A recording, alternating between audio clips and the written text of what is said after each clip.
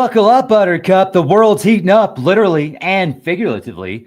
Mount Etna just erupted with explosive fury, sending ash plumes into the sky, while massive wildfires rage across Canada and drift into the U.S. skies. And that's just the beginning. A major geomagnetic storm. Uh-oh. Stand by. There we go. Okay. Apologies. A major geomagnetic storm warning is now in effect, with auroras potentially lighting up the skies as far south as the Midwest. But behind the beauty lies danger, like radio blackouts, GPS glitches, and power disruptions. And meanwhile, the world edges closer to a breaking point. Ukraine has launched its largest drone assault yet on Russian soil. Some people are calling it the Pearl Harbor of Russia, or Russia's Pearl Harbor. UK's prime minister declares it's time to prepare for war. Russia and the UK are pushing submarine warfare to terrifying new levels.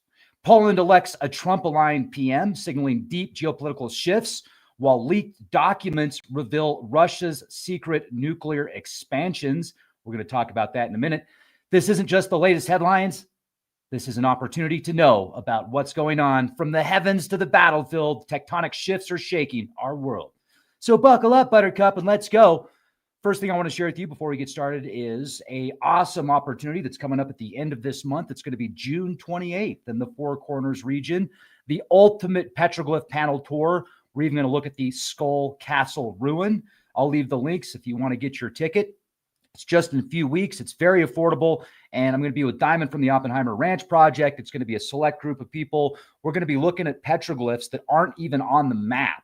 And this Skull Castle is not on the map. So if you want to check out some cool petroglyphs, not on the map, in a beautiful area surrounded by pristine desert and the spirits of the ancestors, it's going to be a blast. So I'll leave the link in the video description box for that. Also, check out tinfoilcap.co for EMF protection from head to toe, whether it's 4G, 5G, your router, your smartphone. These products will literally block EMF radiation. You can put your phone in a Faraday cage and you will not get a signal. So if you want to kind of get off of the electrical grid and you want to take your phone with you somewhere and you don't want your phone to be listening to you constantly, you can put them in these Faraday cages. They absolutely work. We have tested them. And remember to check us out on Patreon for exclusive content. We have hundreds of hours of exclusive content uploaded on our Patreon page. Information you're only going to get on Patreon. Definitely worth it. So check us out on Patreon. And let's talk about it, folks. Let's get into this. So Mount Etna, located on the island of Sicily in Italy, experienced an eruption. The eruption involved a fiery display of smoke and ash, according to NBC News. Officials stated that a part of the southeast crater also collapsed, causing hot lava flows. And this was reported as the 14th eruption in recent months. I'll do a screen share with you. Wait till I share with you the information from Russia. The nuclear leaks. Very interesting. So, okay. Just happened, hot off the press. Eruption with a plume of ash and smoke reaching several miles into the air. A pyroclastic flow was also observed. The collapse of part of the southeast crater resulting in hot lava flows. Tourists were seen fleeing the area. The level of alert at Catania Airport was also raised, but no immediate flight interruptions were reported. Authorities closed off the summit of the volcano as a precautionary measure, and officials stated that the eruption posed no danger to the local population as the lava flows remained within a natural containment area. Mount Etna is known as one of the highest active volcanoes in Europe and is one of the most active volcanoes in the world. Eruptions at Etna are common, but rarely cause serious injuries or deaths. The local population is accustomed to the volcano's activity. Now, this is very interesting. So Russia has an underground network of nuclear missile sites, and the files were recently leaked. Millions of files, actually, and hundreds of detailed blueprints exposing the scope of Russia's secretive nuclear weapons modernization. These are some of the blueprints right here that you can see. This is from Euromaidenpress.com.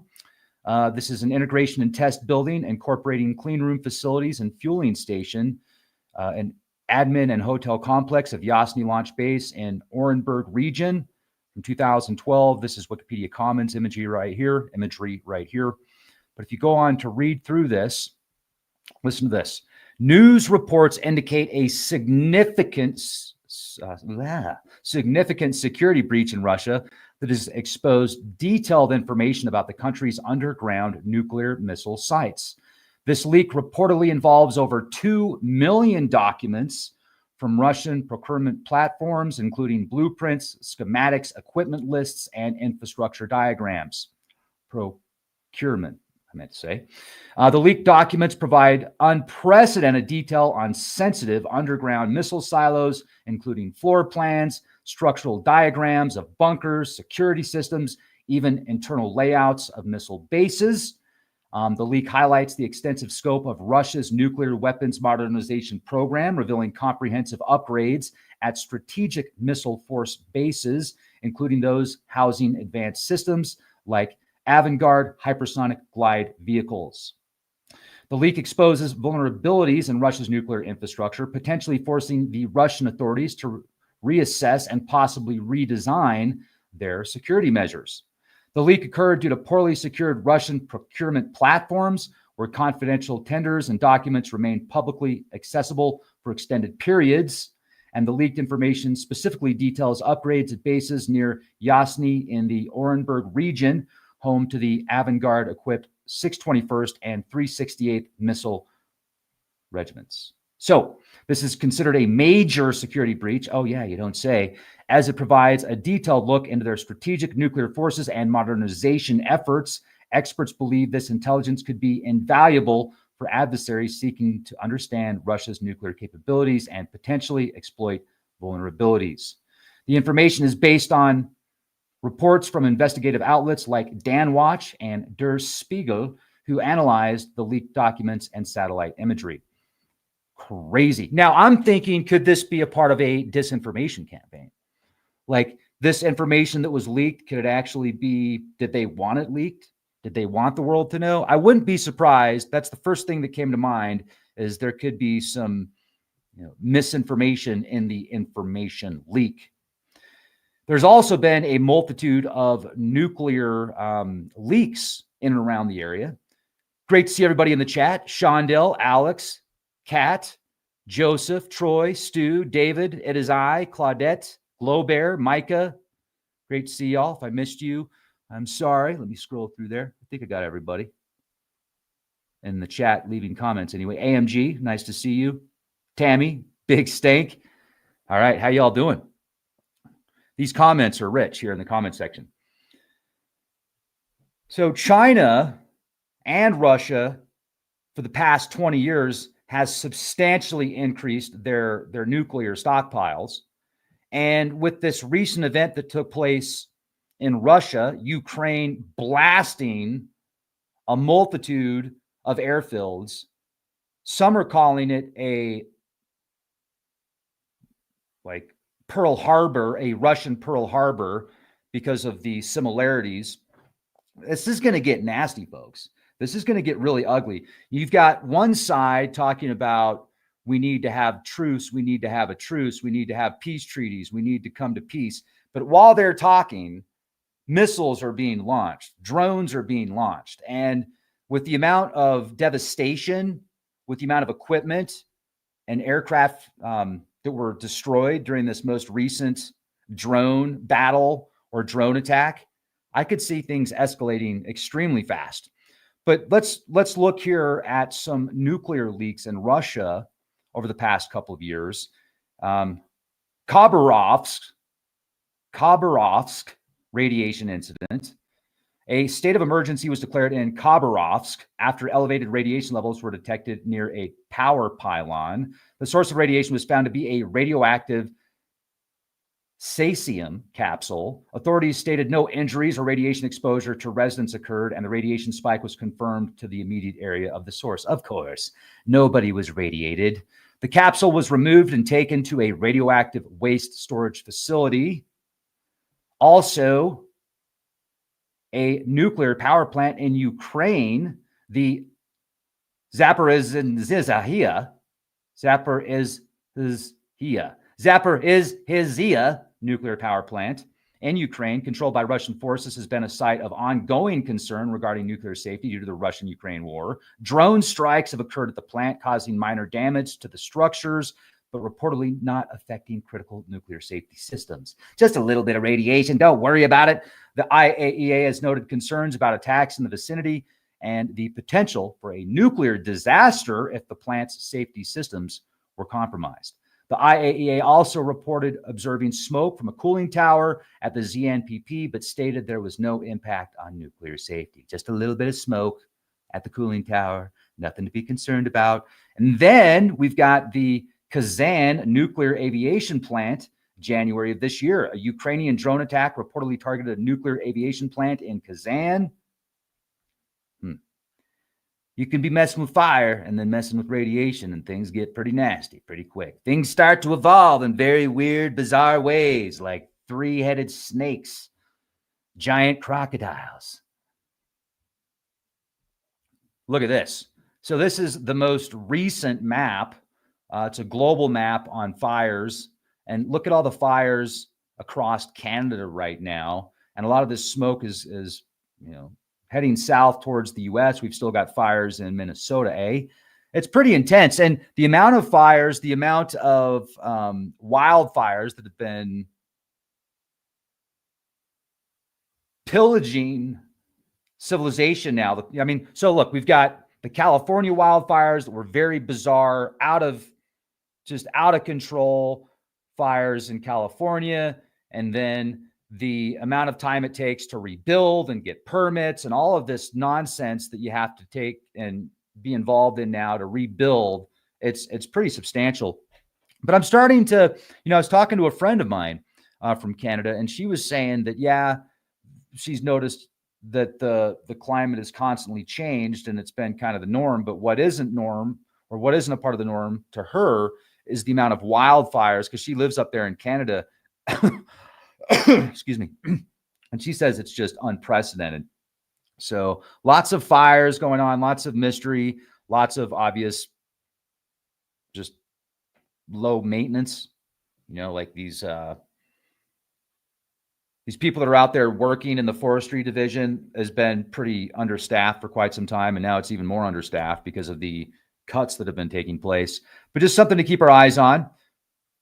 There's red flag warnings right now in parts of Northern and Central California today. So hot off the press. Yes, a red flag warning is in effect for parts of Northern and Central California today due to dry conditions and gusty winds. The warning covers areas along the west of I-5 corridor, including the Northern and Central Sacramento Valley and adjacent coastal range. A red flag warning indicates a high risk of wildfires due to a combination of dry conditions, low humidity, and strong winds.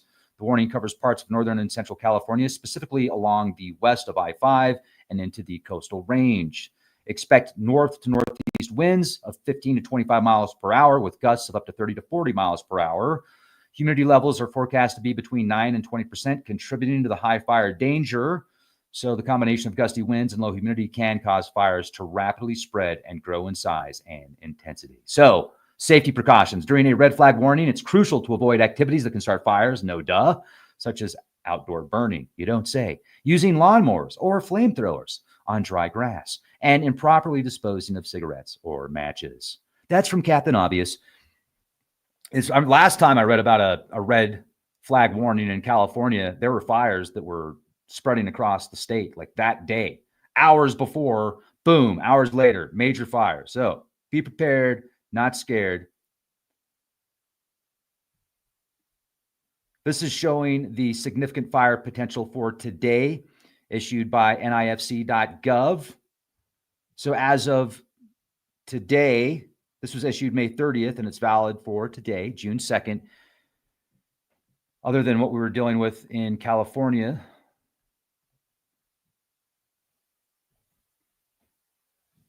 so this was a few days ago.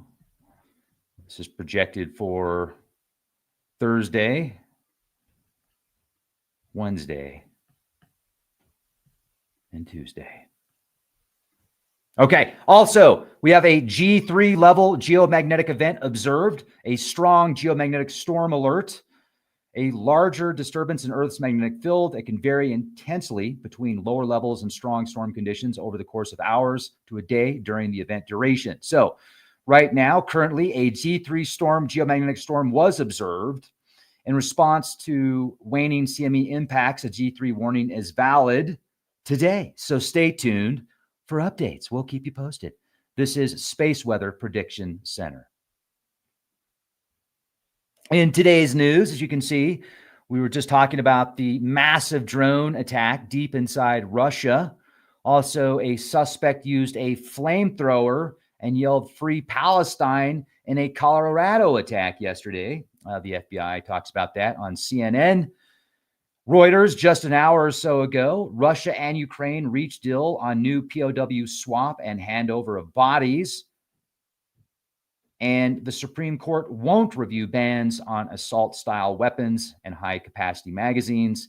USA Today. BBC, UK to build up to 12 new attack submarines, and that's after Russia just built some incredibly high-tech subs we'll get to in a moment. But let's look at the latest intel on this Ukrainian drone attack on Russian airfields. It's called Operation Spiderweb. Operation Spiderweb. Just recently, yesterday, Ukraine carried out a significant and widely reported large-scale drone attack targeting multiple Russian air bases deep within Russian territory. This operation, codenamed Spiderweb, involved the use of 117 first-person view drones launched from trucks strategically placed near the airfields. So with the research that I have done, they had these trucks that had basically like box trucks. They had box trucks that allowed from a remote control, from a distance, they were able to open the tops of these roofs of these box trucks, nanu, which allowed the release of these drones. So similar to the horse that was gifted back in the Trojan War. We'll talk about that in a minute. So, okay, targets. The attacks targeted several air bases in 5 different Russian regions: Murmansk, Irkutsk, Ivanovo, Ryazan, and Amur. Planning and execution. Ukrainian officials claimed the operation was the result of over 18 months of planning and preparation. The drones were smuggled into Russia, placed in hidden containers on trucks, and launched remotely.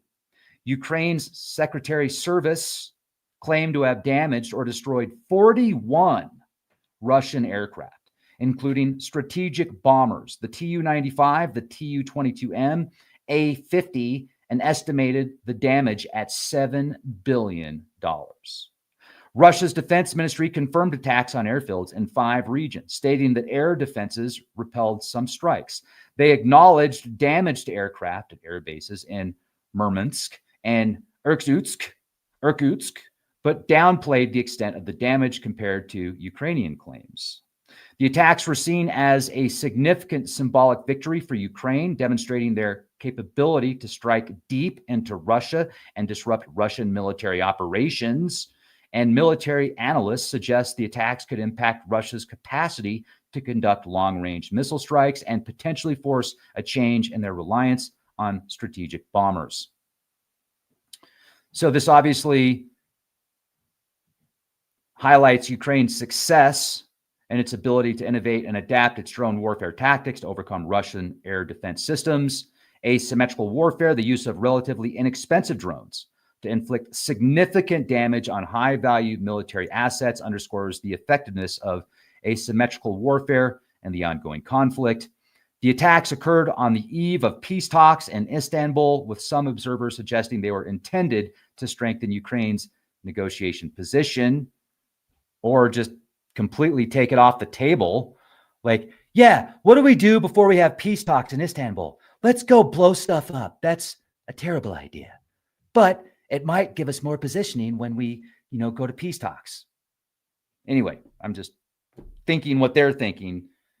Like, it almost seems like somebody's trying to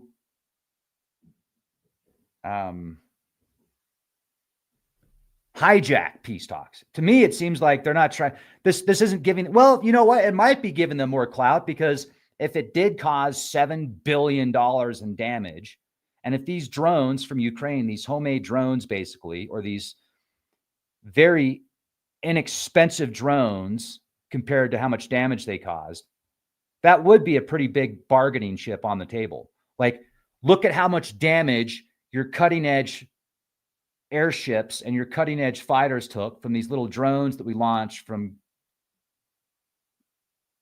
containers just a few miles away. I mean, Russia's going to have to, they're going to have to clamp down big time on their surveillance in the regions close to their military equipment. Because with satellite technology, you can see everything above ground now. And I wouldn't be surprised if Ukraine had satellite imagery of the majority of these airfields and locations where these very expensive airplanes, aircraft carriers, war machines are located. So with some cheap drones, I mean, this changes substantially. And think about the proxy, like think about how much other nations are learning from this type of warfare. How much research, nanu, and development other militaries can use these tactics now and learn from these tactics. Quite fascinating, actually. So the Operation Spiderweb targets the operation. Okay, so this is what it is. The operation targeted several Russian air bases, including those housing strategic bombers and intelligence aircraft, like the A-50 spy plane. Ukrainian intelligence services developed a method of smuggling explosives-laden drones into Russia by hiding them inside wooden structures on trucks. These drone-carrying trucks were then positioned near the targeted air bases, and the drones were launched remotely. Ukraine claims to have used 117 drones in the attack. Now, I wonder if there's like, when we hear about these numbers in the news, oftentimes, it seems like there's another message. Like there's the message that the public gets, and then there's the message that secret agents get. Secret agents and, you know, secret societies and clandestine operations and such. So when I read these headlines and I read the amount, like the number specific and the way that they word these headlines, my mind goes a million different places. My mind goes looking for the alternative news, the alternative meaning, the hidden meaning, the clandestine operations involved behind that message they give to somebody else. So what is 117 significant of? I have to look that up in a minute. Ukraine claimed to have used 117 drones in the attack, inflicting significant damage on Russian aircraft. Ukrainian officials estimated losses of over 40 Russian aircraft, valued at approximately $7 billion. Russian sources offered lower figures, of course, but the operation is considered a significant blow to the Russian Air Force. The operation demonstrated Ukraine's ability to strike deep within Russia's territory, including targets thousands of kilometers from the front lines. The strikes aimed to deter Russia by showing vulnerability and disrupting its capability for long-range aerial attacks. The attack also had a psychological impact within Russia, sowing paranoia among security services. The evolution of drone warfare, the innovation methods used in Operation Spiderweb, like using remotely launched FPV drones, highlight the evolving tactics of drone warfare. The operation was reportedly in planning for over a year and a half, overseen personally by Ukrainian President Zelensky. The SBU emphasized the importance of tight security for such a complex operation. Ukrainian agents involved in the operation were reportedly evacuated from Russia before the attacks. The attacks coincided with the new peace talks between Russia and Ukraine in Istanbul, suggesting a possible intent to strengthen Ukraine's negotiating position. Russia confirmed some aircraft damage and arrests, but state media largely downplayed the incident. The attacks were followed by a large-scale Russian drone attack on Ukraine, indicating potential retaliation, which we're not learning much about yet. I've had several searches, like what happened after, what was the response, what was Russia's response, and the mainstream saying Russia's muted response, da da da da da da. So this was a little bit of information I was able to pick up. And this is stuff we've just talked about. So the Russian Ministry of Defense confirmed the attacks, stating that airfields in 5 different regions were targeted and several aircraft caught fire at air bases in Irkutsk and Murmansk regions. Russia's defense ministry claimed that most of the attacks were repelled, with air defense intercepting a large number of Ukrainian drones. And then Russia, of course, labeled the operation as a terrorist attack by Ukraine. You know, I got to say this, though. At least they're not launching these drones into populated areas. At least they're not launching these drones into commercial zones or residential zones. They're launching the drones strategically into military sites at military craft. Like, what's the psychological? What does the world think? Not just politically, but realistically, what's going on in the people's minds when they hear about a war, and they hear about a war where, you know, civilians were targeted versus a military site being targeted? There's got to be a different mindset to the public in these situations. Now, geopolitically, that's going to have an impact as well, because you'll have one side that'll say, well, look, we weren't targeting residential areas. We were targeting military craft specifically. We were doing our very best to have the casualty numbers as low as possible. I'm asking the question now, who's going to win the upper hand in what people think about who's right and who's wrong in a situation like that? Your thoughts, leave them in the comment section. But just in that reference, don't get rid of all the stuff you've heard in the news and which one's right and which one's wrong, because propaganda, like, obviously, if you're from one side or the other, you're going to be biased to thinking one side's right or the other. And all we really have to go by is what the mainstream news tells us, or what the alternative media tells us. And oftentimes the alternative media can be far more nonsense than the mainstream media, as nonsense as that is. So we have to really cross our T's, dot our I's, research in as many places as possible, and find out if all these places that are releasing information got their information from the same source. What's that source? How credible is that source? So if you are attempting to win the minds of the world in a war, how would you pitch it? How would you sell it? I want to read your comments in the comment section.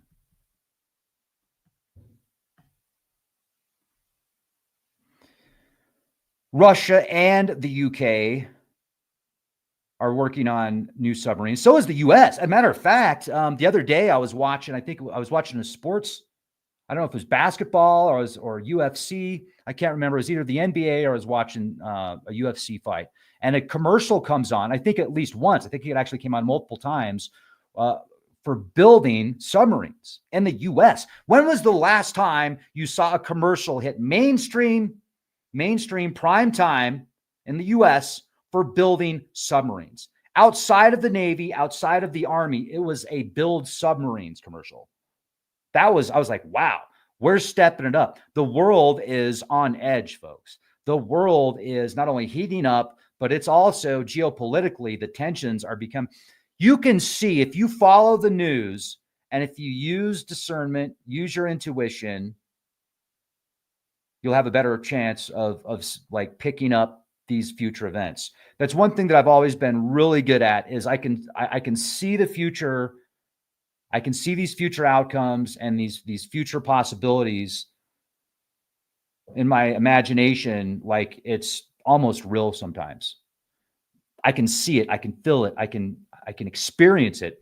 And what we're seeing right now geopolitically around the world with the politics and the militaries is, it appears that the US is distancing it, and this is just my observation. I could be wrong. It's just my observation.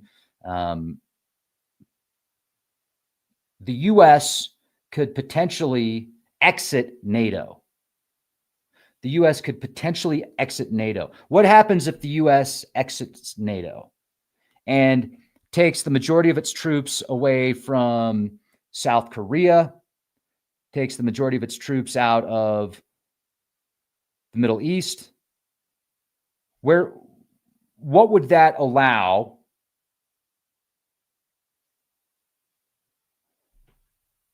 How do I put this? What's the best way to put this? So if we exit NATO, and if another military force out there decides to attack NATO, who do you think it's going to be? And okay, so first of all, in Finland is preparing big time for conflict. There are Russian shadow fleets right now that are being escorted by fighter jets. It's wild. Germany is talking about rebuilding their military, and a multitude of nations. Like, war is on the forefront right now. Whether or not it happens, I don't know.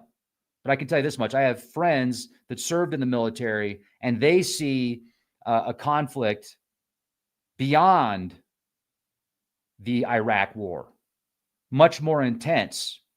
And all the positions, like if we look at the world like a chess piece or like a chessboard, we see these different moves that are taking place with different militaries, different military bodies like NATO, the potential for the U.S. exiting NATO. This,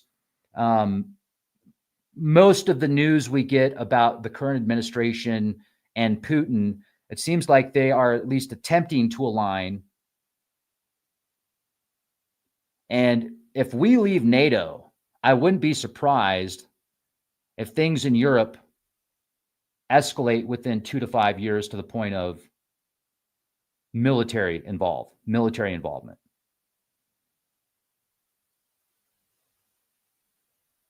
The Eastern Bloc. There's something big in the Eastern Bloc. It could be. We'll talk about that more later. Let's get into the next. Let's go to the next article here real quick. So we'll talk about this one. So Russia's building new nuclear submarines, including both attack and ballistic missile submarines. The one that I wanted to talk about was this one right here. The Yasin M class multi-purpose nuclear attack submarines capable of carrying hypersonic Zircon missiles. The Perm A Yasin M class submarine was launched in March of this year and is expected to join the fleet, the Pacific Fleet, in 2026. This is a nuclear-powered attack submarine. It's the 6th vessel in the Yasin M series. Zircon hypersonic missile.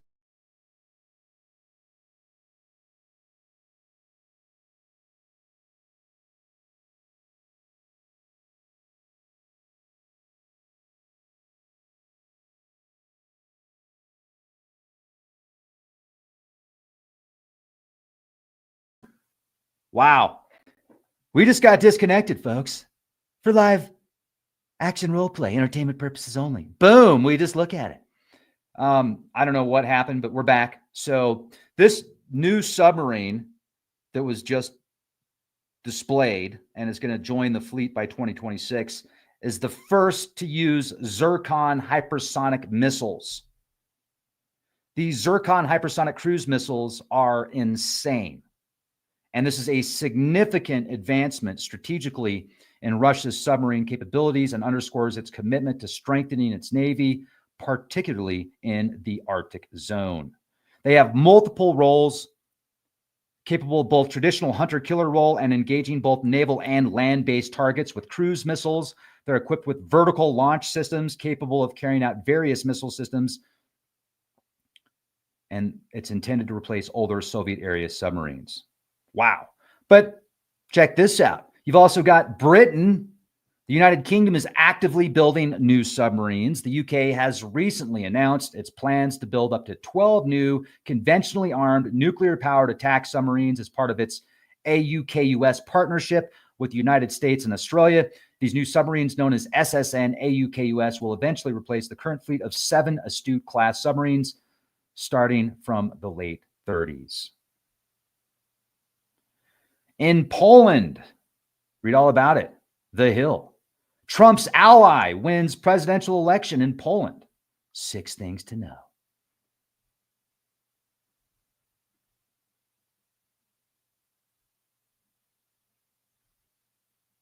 Poland elected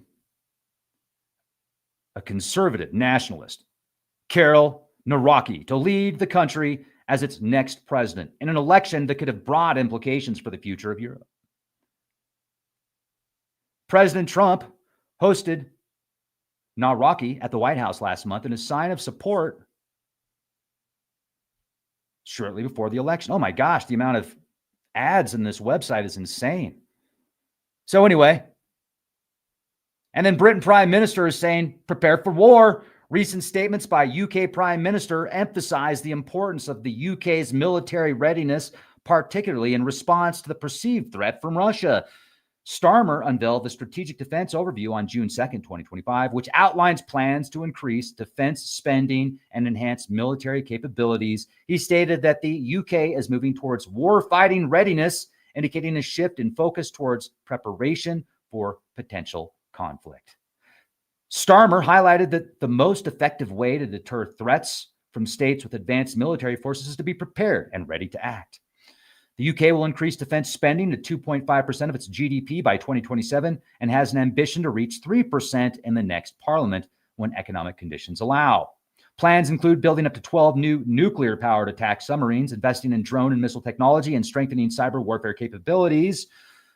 Starmer stressed that strengthening the NATO coalition is a priority and that Britain's defense policy will always be NATO first. The Strategic Defense Review was prompted in part by Russia's invasion of Ukraine, and the findings reportedly suggest new warfighting strategies, including a drone-centric approach. News. NATO Secretary General joins the Vilnius summit of B9 and Nordic allies. 2 hours ago, NATO homepage. NATO must brace to be attacked by Putin, warns Germany's defense chief. Hot off the press.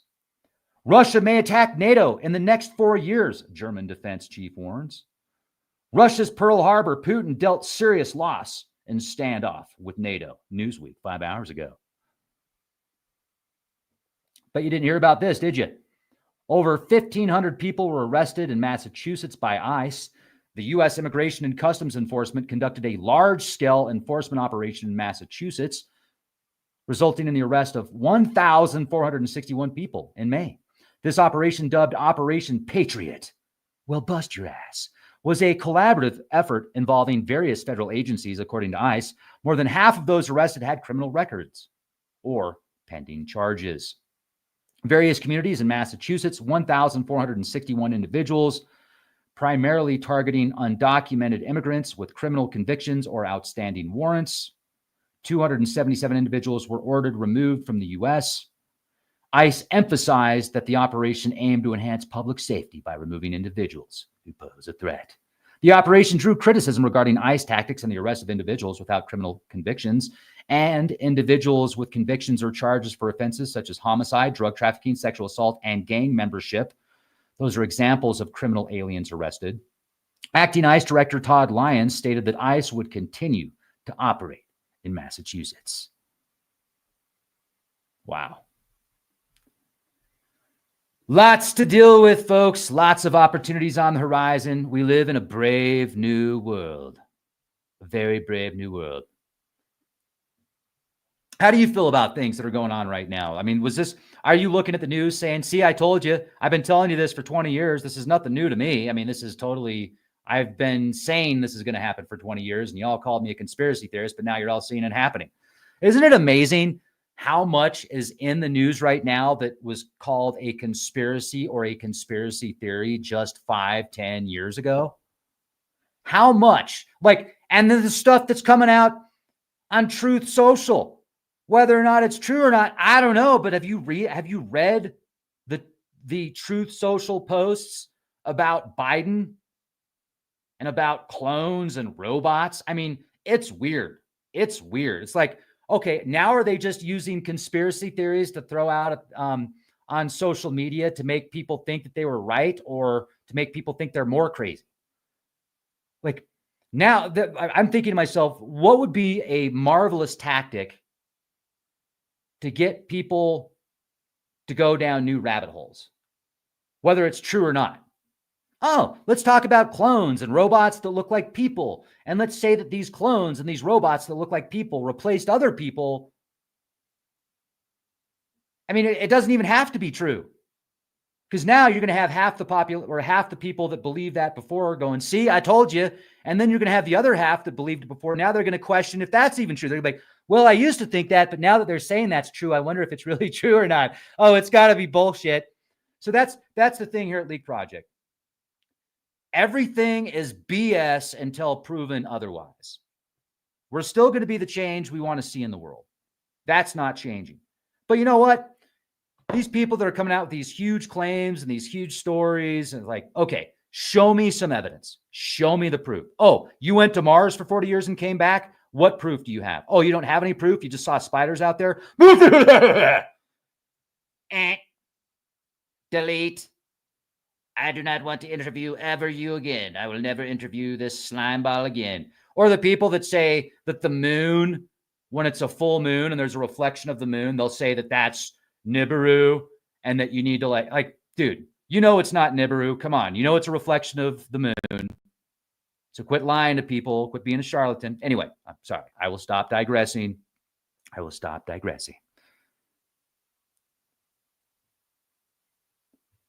Kat says the world is nuts. What's new? Not much. It's been pretty nuts for a while.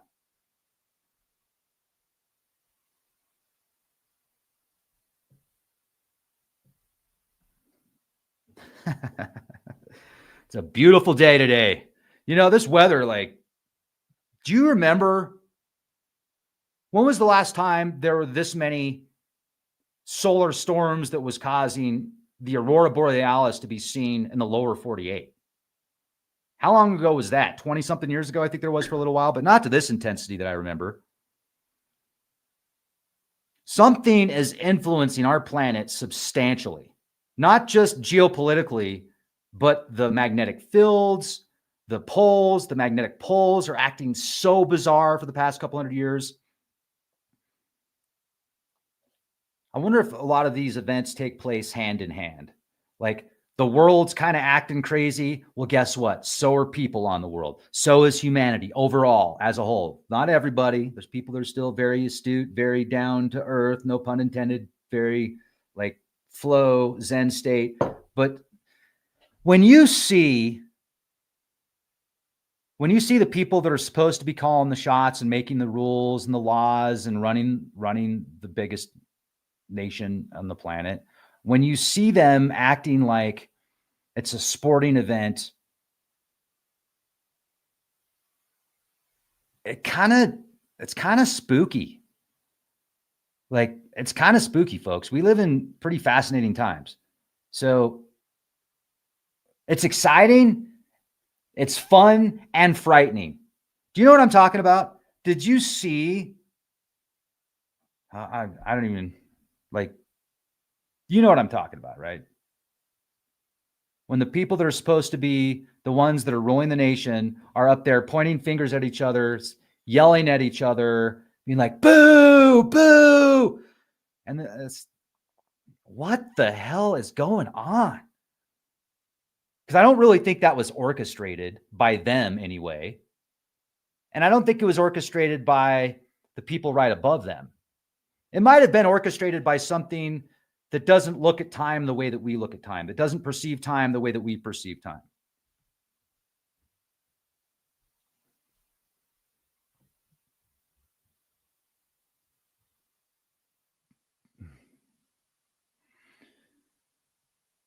Wow. It's pretty awesome. But anyway, somebody says it's the book of Revelation playing out before our eyes. I have studied the book of Revelation more than any other scripture. It's one of my favorite scriptures. Fascinating, frightening, exciting, and entertaining. And it is a great blueprint for civilizations because cycles seem to take place that you can look at a cycle from 4,000 years ago and say, well, that happened too, but it was just a little bit different. And then if we look at the stars, and if we look at the eclipses and the eclipse totalitarian, what the hell? The totalitarian path of the eclipse. Wow. What did I put in this coffee? This is just mushroom coffee from Four Stigmas. It doesn't have anything else. It's just good coffee. But like, you could take Revelation 100 years from now, 1,000 years from now, 10,000 years from now, and say, Revelation is playing out right before our very eyes, because it's outlined in a way that whoever is running the show could take events and link them to Revelation based upon the numbers and the description. Like the mark of the beast is an example. The mark of the beast. Oh, everyone will have to have the mark of the beast to buy or sell or trade in this future world. And if you don't take the mark of the beast, then you will be put into a concentration camp, or you will have your cut off. That's what I was told when I was just a little kid. And for many years, I was told that by various people, like how, you better be careful, man, because the mark of the beast is coming. And when it comes out, you got to take it, because if you don't, then they're going to put you away. And then we had the whole fiasco a few years ago. And then the whole patent that came out that would trade, like the patent 060606A1 that would allow for you to buy and sell through this digital currency. And if it didn't deem you performed your task the right way, it wouldn't pay you. And if you did perform your task the right way, then it would pay you. And then people are like, well, that's not in your body. That's just talking about a potential. First of all, the technology could be put in or out of your body by the way that I'm reading it. It's a technology that is going to be for monetary exchange. Now, if it was a technology for your TV or for a smartphone or for some rocket ship or some type of other technology, and they use that same 060606A1. Now, first of all, I don't even necessarily think it's the mark of the beast, but it's a great way to get people to think that it is. Like, if you want to get power in something, if you want to build yourself up as a powerful person or as a powerful country or a powerful religion or, a powerful faction, what do? You take credit for stuff, whether it was you or not. And you could take credit without taking credit, because you could kind of like just use certain codes, certain numbers, or certain descriptions that would be linked to certain numbers that would be a certain patent. And that patent that you want to create, well, let's make this patent 060606A1 so people will think it's the mark of the beast. Whether it is or not, we'll have them think it is. So that's what really matters, because we're going to get power from that. Like the Leave the World Behind. Great film. Actually, really cool film. And if you watch that film, if you watch it towards the end, this is one thing my friend Angela spotted that I didn't even spot, was at the very end of the film, there's this part where this kid finds an underground bunker in New York, and the whole world's going crazy. So the kid finds this bunker, and one of the first scenes was a petroglyph scene on the TV that the kid's watching in the bunker. And petroglyphs, a lot of the research that we've been doing on petroglyphs appears to be these plasma events, or these massive events that took place in the heavens that caused cataclysms here on Earth. Some of these cataclysms were turned into religions. Some of them were turned into gods and demons and other entities, but many of them were etched in stone. Well, in this film, they show those petroglyphs, and then at the very end, they like zoom out of the Earth, and they're zooming so far out that you can hear these satellites in space, and you hear these weird sounds. And in the movie, there's this one part in the movie where all these world leaders are getting together talking about how they all know that this event's going to take place, that's going to be catastrophic and a cataclysm, but they don't know the exact date. But they're taking credit for it. So if they don't know of the exact date, but they know something's going to happen, is that saying they know about an off-world event that's going to take place? So if they know about this off-world event that's going to take place, so they can build their bunkers and build their networks out of technology and information, so that after the cataclysm happens and everybody else has to rebuild, they can come out of their bunkers with all this technology and be almost like a breakaway civilization. But guess what? They can take credit for that major event that just took place, even though it wasn't them. And then that gives them more power. So just something to think about, like how much power do we give people, whether or not they caused that event to happen, by making us believe that it was them that caused it to happen. We're giving them power. And that goes for the book of Revelation. The book of Revelation is a brilliant book, but if you understand these loops and these cycles and these details and these hidden imprints of knowledge, and like if you have the lexicon or the key to understand it, you can then realize that this is also going to be played out in other timelines. It's not just going to play out in this timeline. It played out 2,000 years, well, 1,000 plus years ago also. Revelation did. Played out hundreds and hundreds of years ago, and it will continue to play out, and people will continue to think it's playing out as long as the book is around. So yes, Revelation is prophecy, but prophecy is in the eye of the beholder. Anyway, just saying.